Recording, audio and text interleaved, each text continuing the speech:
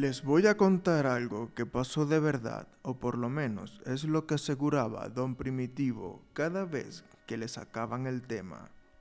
Ya entrado en años, sentado en su mecedora, con un vaso de agua de Jamaica en la mano, él no lo vivió en carne propia, pero conoció de cerca a los que sí. Esto ocurrió por allá por los años 60, en un ejido del norte de Veracruz que llamaban El Coyolar, un puñado de casas entre cerros y cañales que no aparecía en ningún mapa y al que la carretera nunca llegó del todo. El hombre de esta historia se llamaba Remigio Castañeda.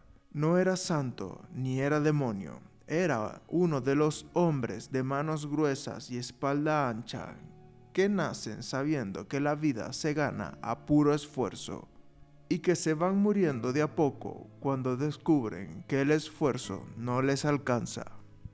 Tendría 40 años más o menos, aunque aparentaba más. Vivía con su mujer, Dolores, a quien todos llamaban Lola, y 3 hijos en una vivienda que era más ilusión que casa. Paredes de bareque cuarteadas, lámina oxidada en el techo que tronaba con cada gota de lluvia, y un suelo de tierra apisonada que en temporada de aguas se volvía lodo. Cuando llegaba el frío norteño que en esa región pega con ganas, se tapaban con sacos y ropa vieja apilada encima. Remigio jornaleaba en la finca de don Macario Espinosa, un hombre que tenía cañaverales, potreros y una tienda de abarrotes, todo junto. Le pagaban 3 días a la semana si había suerte, y los otros días Remigio salía a buscar jornal donde pudiera. Lola lavaba y planchaba ropa ajena, cargaba la canasta hasta donde vivían las familias con dinero y regresaba con unas monedas que apenas completaban para la mesa del día siguiente. Ese año el destino los golpeó sin misericordia. Primero se les fue la niña del medio, Refugio, que tenía 9 años y era la más risueña de los 3. Empezó con tos, luego vino la calentura, o sea, la fiebre, y cuando la llevaron al médico del pueblo, que quedaba a unas 3 horas de camino, ya no había nada que hacer. La enterraron un martes, sin caja de madera porque no había con qué, envuelta en una cobija de lana que era la mejor que tenían. Remigio clavó una cruz hecha con cañas amarradas con un hilo y se quedó ahí de pie, mirando la tierra removida, sintiendo como algo en su interior también se quedaba enterrado en ella. Los otros 2 hijos, un muchacho de 12 y una niña de 7, se quedaron silenciosos de esa manera que tienen los niños pobres cuando entienden demasiado pronto que el mundo no tiene compasión. Después del luto, vino el hambre de verdad. Las lluvias fallaron ese ciclo. El patrón Macario recortó los jornales. Remigio pasó semanas enteras sin trabajo, viendo a sus hijos adelgazarse, viendo cómo a Lola se le iban hundiendo los ojos y ya no era el estómago vacío nomás. Era ver cómo los chamaquitos se quedaban dormidos en las tardes sin hacer ruido porque ya no tenían energía ni para jugar. Fueron a la capilla del ejido a hablar con el diácono porque párroco no había. El hombre les ofreció oraciones y una bolsa de frijoles que juntó entre los vecinos. Remigio le agradeció con la boca, pero salió de allí sintiéndose más solo que antes. Una noche, después de ver a sus hijos acostarse con el estómago vacío por tercera vez en la semana, Remigio salió al campo sin decirle nada a Lola. Ella no preguntó, ¿ya para qué? Caminó sin rumbo fijo por el cañaveral hasta llegar a una ceiba vieja que había en el lindero de los terrenos, un árbol enorme que la gente del ejido evitaba de noche sin explicar bien el porqué. Remigio se recargó contra el tronco, sacó un cigarro de hoja que traía en el bolsillo de la camisa y lo encendió con un cerillo.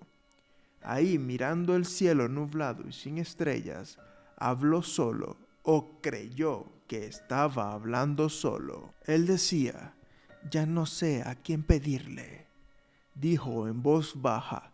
«A Dios parece que no le llegan las palabras. Si hay alguien que pueda ayudarme, cualquier persona, yo hago lo que me pida. Ya me cansé de ver sufrir a mi familia». El viento entre las hojas del cañaveral se detuvo de golpe. Los grillos se callaron y Remigio sintió que alguien estaba muy cerca. Aunque no había escuchado pasos, él se volteó. En una raíz expuesta de la ceiba, como si llevara ahí toda la noche, estaba sentado un hombre, viejo, muy viejo, de esos que parecen hechos de tiempo y polvo de camino. Vestía ropa de manta blanca que no tenía ni una sola mancha, un sombrero de petate y guaraches de cuero. Nada que llamara la atención, pero sus ojos no correspondían a ese cuerpo anciano. Eran ojos jóvenes, vivos, y brillaban en la oscuridad con una luz que no venía de ninguna parte. «Buenas noches, te dé Dios», dijo el desconocido con una voz tan tranquila que resultaba incómoda. «¿De dónde salió usted? No lo oí llegar», dijo Remigio, dando un paso atrás. «Ando por estos rumbos de noche y me gusta escuchar a la gente cuando habla sola. La gente dice la verdad cuando cree que nadie los está oyendo». Remigio lo miró con desconfianza, pero también con algo más, con la desesperación, que no tiene nada que perder. El viejo se levantó de la raíz sin hacer el menor ruido. Caminaba de una manera muy extraña, como si sus pies apenas rozaran el suelo. «Escuché a un hombre que daría lo que fuera por sacar a su familia del hoyo. Y yo puedo ayudar con eso.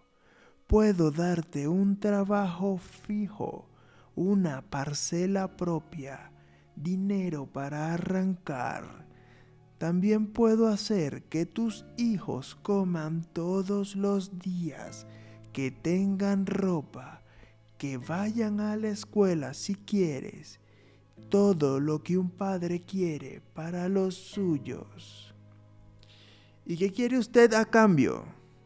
El viejo se agachó, recogió una piedrita del suelo y la hizo girar entre los dedos con una habilidad que no cuadraba con sus manos arrugadas. «Voy a ser directo contigo, Remigio, porque no me gusta el rodeo. Tu mujer todavía puede tener hijos. Cuando nazca el que sigue, cuando ese niño cumpla 7 años, me lo entregas. Eso es todo». Remigio sintió como si le hubieran echado agua helada por la espalda. «¿Me estás pidiendo que te entregue a un hijo que ni ha nacido?». «Te estoy pidiendo una posibilidad. Tu mujer está flaca y cansada. A lo mejor no queda embarazada. A lo mejor el parto es difícil. Pasan cosas, pero lo que yo sí te doy, eso es seguro desde mañana». El viejo sacó del morral que cargaba un pequeño envoltorio de tela. Lo abrió. Adentro había una piedra negra, pequeña, brillosa, que parecía húmeda, aunque no lo estaba. «Lleva esto a tu casa. Ponla debajo del umbral de la puerta. Mañana al amanecer, ya verás. Y si en 7 años nace ese hijo y vive, cumples tu parte. Remigio miró la piedra. Pesaba más de lo que debía pesar algo tan pequeño. ¿Quién es usted? Alguien que cobra lo que se le debe. ¿Aceptas o te dejo aquí con tus rezos? Ahí fue donde Remigio Castañeda cometió el error que iba a perseguirlo el resto de su vida. Cerró la mano sobre la piedra y aceptó. El viejo asintió con una sonrisa que mostraba unos dientes demasiado perfectos, demasiado blancos para un hombre de su edad. Trato hecho. 7 años, Remigio, no se te olvide. Se dio la vuelta y caminó entre los cañaverales. Remigio parpadeó y cuando volvió a mirar no había nadie. Solo el crujido del viento entre las hojas y el olor a tierra húmeda. Caminó de regreso a casa con la mano cerrada, sin saber bien qué había hecho ni con quién. Cuando llegó, todos dormían. Fue al umbral de la puerta principal, agachó la rodilla y enterró la piedra justo debajo del marco. Se sacudió la tierra de los dedos y se fue a acostar. Él esa noche no durmió. A la mañana siguiente, Lola se levantó antes del amanecer, como siempre, para ir a abrir la puerta. Y al ir a abrir la puerta, dio un grito que despertó a todos. Remigio llegó corriendo. Afuera, apilados contra la pared de la casa, habían costales de maíz, de azúcar y de café, botes de manteca, frijol suficiente para meses y encima de un costal un rollo de billetes amarrados con una cuerda. Lola se volteó a ver a su marido con los ojos muy abiertos. Me lo encontré en el campo, dijo él, y ni siquiera se creyó la mentira. Lola lo miró un momento largo. Sabía que las cosas no aparecen sola, pero los niños ya estaban despiertos y los ojos se le iluminaron cuando vieron toda esa comida, y el hambre es más fuerte que la desconfianza. Ese día comieron de verdad por primera vez en meses. Con el dinero, Remigio compró una parcela de 4 hectáreas que un vecino quería vender barato porque se iba a la capital. Buena tierra, con nacimiento de agua cerca. Compró semilla mejorada, un par de bueyes, herramienta nueva, remendó la casa, cambió la lámina, hizo el piso de cemento, compró ropa para los niños y zapatos para Lola. La gente del ejido notó el cambio y habló como siempre habla de la gente. ¿Y ese Remigio? Ayer andaba pidiendo fiado y hoy ya tiene parcela. Ha de haber encontrado un entierro o anda en negocios chucos. Don Primitivo, el anciano del ejido, sabía cosas. Él cruzó el camino de tierra una tarde y le dijo sin rodeos: la prosperidad que llega de golpe, Remigio, siempre llega con deuda. No más que esa deuda no siempre viene en papel. Remigio no le contestó nada. 8 meses después de aquella noche junto a la ceiba, Lola le dio la noticia. Estaba esperando un hijo. Remigio sintió que el suelo se movía. El niño nació en diciembre, una madrugada fría. Varón, sano, con unos pulmones que se oían en todo el ejido. Lo llamaron Victorino, como el abuelo materno. Era un escuincle alegre, de esos que se despiertan cantando y se duermen riendo. Sus hermanos mayores lo cargaban a todas partes como si fuera un tesoro. Remigio lo miraba crecer con el alma partida. Cada cumpleaños de Victorino era una cuenta regresiva. Cuando el niño dijo papá por primera vez, Remigio tuvo que salirse al campo para que nadie lo viera llorar. La segunda noche en que el viejo de los ojos brillantes apareció fue cuando Victorino tenía 2 años. Remigio estaba sentado en el portal cuando lo vio parado junto al tinaco, igual que antes, sin haber hecho el menor ruido al llegar. «Solo vengo a recordarte», dijo el viejo. «5 años». «No te lo voy a dar», dijo Remigio. El viejo inclinó la cabeza con una expresión que no era enojo, sino algo peor. Era mucha paciencia. «Claro que sí, porque si no, lo que tienes desaparece esta misma noche. Y tus otros hijos, bueno, tienes 5 años para pensarlo». Y desapareció. Remigio intentó todo. Fue con el padre de Tlapayocán, el pueblo grande más cercano, y se confesó entre sollozos. El sacerdote bendijo la casa. Le pusieron a Victorino un escapulario del Carmen. Rezaron novenas. Pusieron agua bendita en los marcos de las puertas, de las ventanas y de toda la casa. Una semana después, Remigio entró al cuarto del niño en la madrugada porque escuchó algo. Y ahí estaba el viejo, parado junto a la cama, mirando dormir al chamaco. Con un solo dedo tocó el escapulario y la cuerda se deshizo sola. El viejo no dijo nada. Nada más le sostuvo la mirada a Remigio y sonrió con esa sonrisa de dientes perfectos. También intentó huir cuando Victorino tenía 4 años. Remigio habló de irse a Tampico, de empezar de nuevo allá. La noche antes de salir, Lola amaneció con una fiebre altísima que la tenía delirando, y los 2 hijos mayores vomitaban sin parar. Al día siguiente, cuando Remigio canceló el viaje, todos amanecieron perfectamente sanos. Él entendió el mensaje. Los años siguientes, Remigio se fue consumiendo. Bebía más de lo que debía. Se levantaba en las madrugadas a caminar solo por el cañaveral. Lola lo veía deshacerse sin poder entender qué lo estaba comiendo por dentro. Cuando faltaban 2 meses para que Victorino cumpliera 7 años, Remigio fue a buscar a don Primitivo. Lo encontró como siempre en el portal de su casa fumando.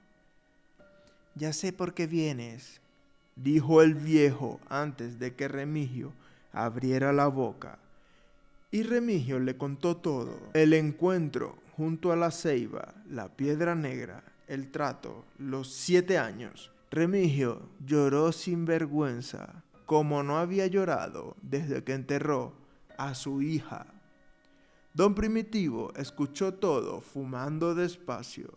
Cuando Remigio terminó, el viejo se quedó callado mirando hacia el monte. «El que te visitó esa noche no es de este lado del mundo», dijo finalmente. «Es uno de los que andan cobrando lo que la gente ofrece cuando está desesperada, y esos tratos no se rompen con agua bendita ni con escapularios. Solo hay una forma». «¿Cuál es esa forma?» «Que el que hizo el trato se ponga en el lugar de quien va a ser cobrado con toda el alma sin dudar. Pero eso es más difícil de lo que parece, Remigio, porque una cosa es decirlo y otra cosa es pararse frente a ese ser y no echarse para atrás cuando te mira a los ojos y te dice lo que te espera. Yo me voy en lugar de mi hijo sin pensarlo 2 meses». Don Primitivo lo miró un momento. «Eso dices ahora. Ya veremos si lo dices igual cuando lo tengas de frente». Remigio pasó el último mes junto a Victorino. Como nunca antes, lo llevaba al campo, le enseñaba a recoger las plantas, a escuchar el agua subterránea pegando la oreja al suelo, como le había enseñado su propio padre. El chamaco aprendía todo con esa velocidad que tienen los niños listos. Una tarde, mientras regresaban caminando, Victorino le tomó la mano y le dijo: «Papá, porque a veces me ves como si fuera a irme a algún lado. Remigio apretó la mano pequeña del niño y le dijo, porque eres lo más importante que tengo, hijo, y a uno le da miedo perder lo más importante.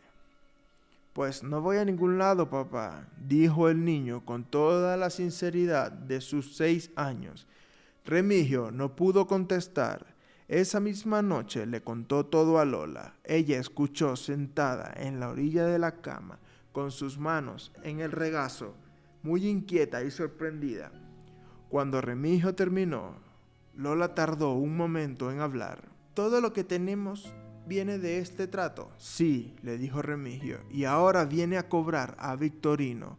Sí, a menos que yo me ponga en su lugar. Lola se levantó, caminó hasta la ventana y se quedó mirando hacia afuera. Cuando se volteó, tenía los ojos secos, pero la voz rota. Si dejas que se lleven a ese niño, Remigio, no te lo voy a perdonar nunca. Si te vas, yo sé que es por él, y eso lo entiendo, aunque me destroce. Remigio se levantó y la abrazó. Reza, Lola, reza fuerte esta noche. La noche del 7º cumpleaños de Victorino, Remigio no se acostó. Se quedó en el cuarto del niño, sentado en el banco de madera junto a la cama. Estaba viéndolo dormir. El chamaco dormía de lado, con un brazo abrazando la almohada, respirando despacio y parejo. Remigio se grabó esa imagen con todo lo que tenía. La forma en que el pelo le caía sobre la frente, el ruido suave de su respiración. A medianoche los perros del ejido ladraron y se callaron de golpe. Remigio se levantó y puso una mano en la cabeza del niño dormido, sin tocarlo del todo, y salió del cuarto. Lola estaba arrodillada en la sala, rezando en voz baja, con el rosario entre los dedos. Lo miró pasar. Sus ojos decían todo lo que no podía decir en voz alta. Remigio abrió la puerta. El viejo de los ojos brillantes estaba parado en el patio, justo en el centro, como si lo hubieran plantado allí. Sus ojos brillaban igual que siempre. La fecha llegó, Remigio, dijo la voz, diferente ahora, más grave, con un eco que no cabía en ningún pecho humano. Vengo por el trato. Remigio salió y cerró la puerta detrás de él. No te lo voy a dar. El viejo le dio la cabeza. Llevas 7 años sabiendo que esto iba a pasar. Y llevo 7 años pensando que iba a ser. Llévame a mí. Yo hice el trato. Yo pago. El viejo se quedó muy quieto. ¿Sabes lo que estás pidiendo? Sí, me voy contigo en lugar del niño. El viejo lo estudió en silencio. Era un silencio denso, como el que hay antes de una tormenta. Sí, acepto, dijo finalmente. El trato original se deshace por completo. Todo lo que te di, la tierra, el dinero, la casa arreglada, desaparece esta misma noche. Tu familia vuelve a la pobreza de antes. ¿Todavía quieres? Remigio pensó en el hambre, en la lámina oxidada, y luego pensó en Victorino durmiendo adentro, con el brazo sobre la almohada. Que se acabe todo, con tal de que mi hijo se quede. El viejo asintió muy despacio. Hay una condición más. Si te llevo, no hay regreso, y el trabajo que harás no es para hombres comunes.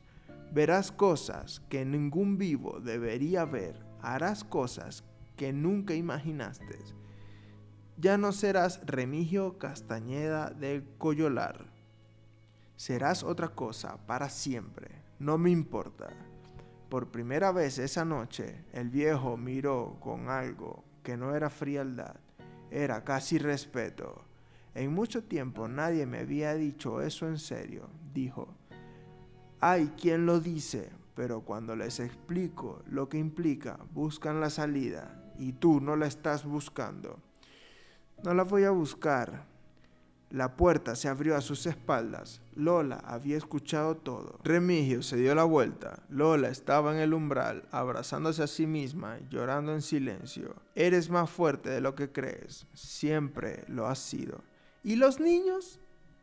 Los niños van a estar bien, van a estar vivos y van a estar contigo.